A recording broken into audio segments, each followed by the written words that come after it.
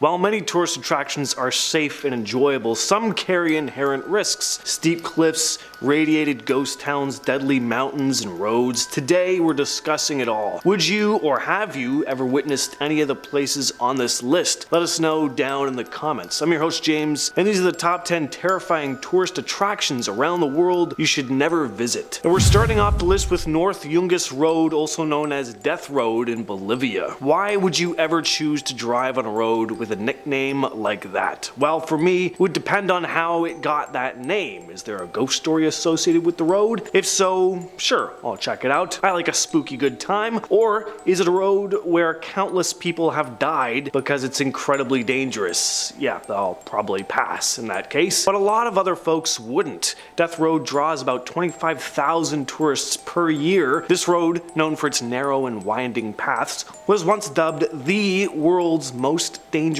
road. And it's easy to see why, especially with the internet, because you don't even need to go to Bolivia to check it out. The road is narrow for starters, and it has a steep drop off. And by steep, I mean like completely vertical. And there's no guardrail, so you're falling 2,000 feet to your doom if you mess up. There's also a lot of sharp curves in the road, seeing as it's winding around a mountainside, so collisions are also common. Unless you're an ace behind the wheel with nerves of steel, this is probably not a place you'd want to throw on your bucket list. Alright, so what if driving ain't your thing, but you still like heights? Well, try El Caminito del Rey in Spain. This is a narrow walkway attached to the side of a cliff in the El Chorro Gorge. It was previously known as one of the most dangerous hiking trails. Just looking at pictures of people doing this makes my palms sweat. I'm not a heights guy. I don't get skydiving, bungee jumping, doing pull-ups on cranes, this. I like my feet firmly planted on the ground,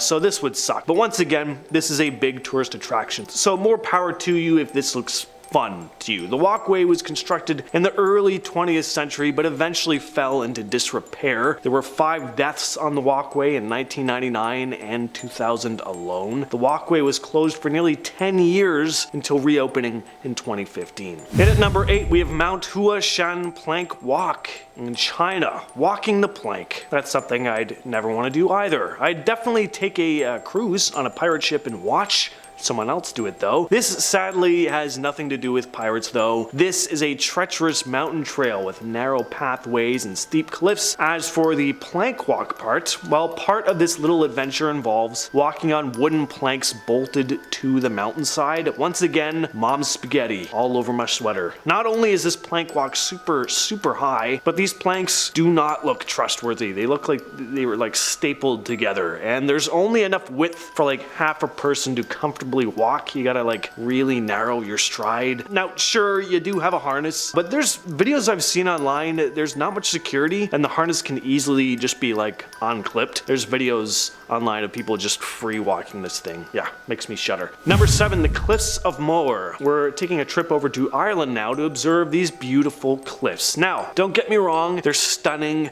A real postcard moment. I can't deny the allure of these sheer limestone cliffs plunging dramatically into the ocean. Hordes of selfie sticks descend on the land. It's like the red carpet of cliffs, only with a lot more wind. And that's where the danger comes in. That and the lack of guardrails. It's just you, the wind, and a sheer drop into the rocky waters below. One strong gust, and suddenly you're starring in someone's very disturbing vacation footage. Now, I get it. Living on the edge, it can be exhilarating, but the Irish weather is not the most predictable either. One moment it can be all sunshine and rainbows, and the next, heavy rain, wind, wet, slip, goodbye. Next up we have Table Mountain in South Africa. This is known as one of the country's most dangerous hiking locations, so naturally everyone wants to go. Obviously it's not just the danger aspect that makes it alluring, it's beautiful. You get a nice panoramic view of Cape Town. It has this flat summit-like tabletop, and there's a ton of plant and animal life to check out. But hiking and climbing can be risky here because of rapidly changing weather conditions and steep cliffs, especially on the hard harder trails. The mountain offers a variety of hiking trails, each catering to different skill levels, but even the more accessible routes can pose challenges. The weather on the mountain is notoriously unpredictable, and conditions can shift on a dime. Fog and strong winds are frequent, turning a tranquil hike into a more formidable one. One of the most popular routes is Platiclip Gorge, a direct but strenuous climb. As you ascend, the views of Cape Town and the surrounding ocean become increasingly captivating, but the weather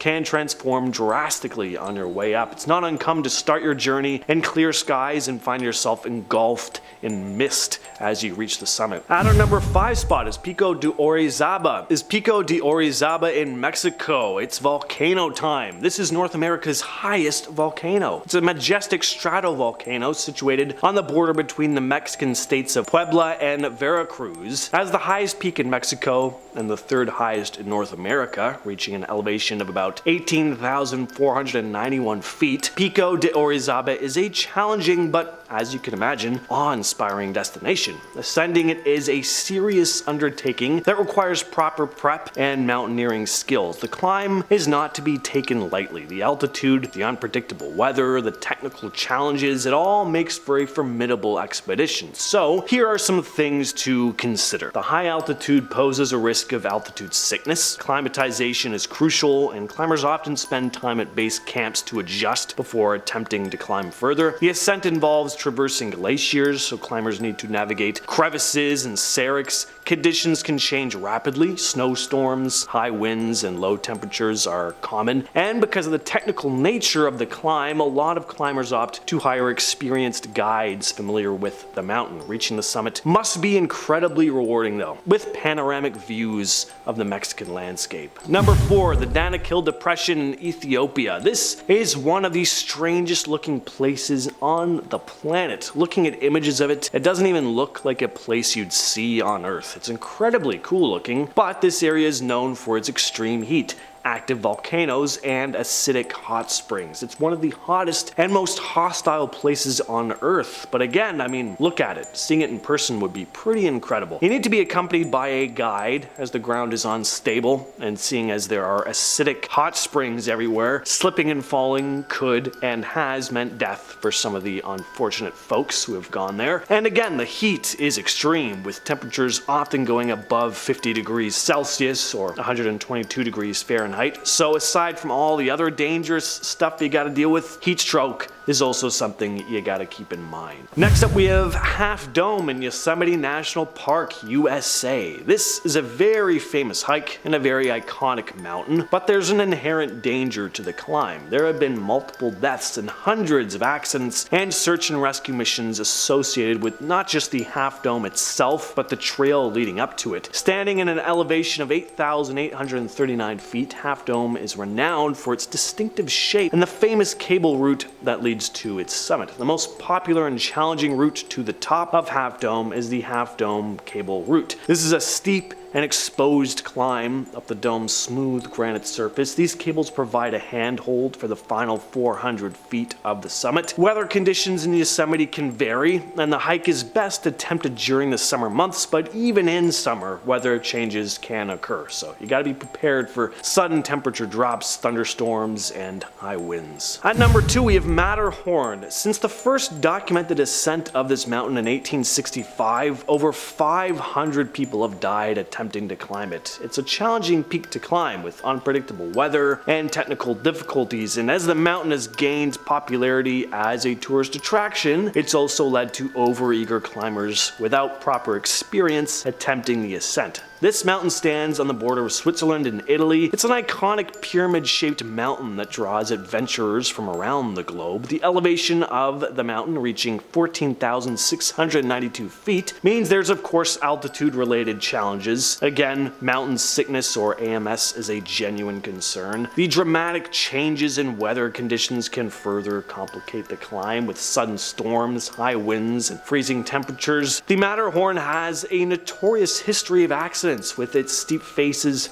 and unpredictable weather contributing to its reputation as a pretty dangerous climb. Finally, at number 1, we have Pripyat, Ukraine. We're moving away from the thrill of heights and into the thrill of radiation contamination. Pripyat, Ukraine is a haunting reminder of the Chernobyl nuclear disaster of 1986. It was once a bustling Soviet city, but now stands as an eerie ghost town within the Chernobyl exclusion zone, frozen in time. It was built in 1970 to accommodate the workers of the nearby Chernobyl nuclear power plant. Pripyat quickly grew into a vibrant town, complete with modern amenities and a population of around 50,000, but 86 was a bad year. Reactor 4 of the Chernobyl plant exploded, releasing a catastrophic amount of radioactive material. Pripyat was abruptly evacuated, with residents leaving behind personal belongings, furniture, pretty much everything but the clothes on their back, really. So today, the city is this empty time capsule, nothing but decaying buildings, an abandoned amusement park, and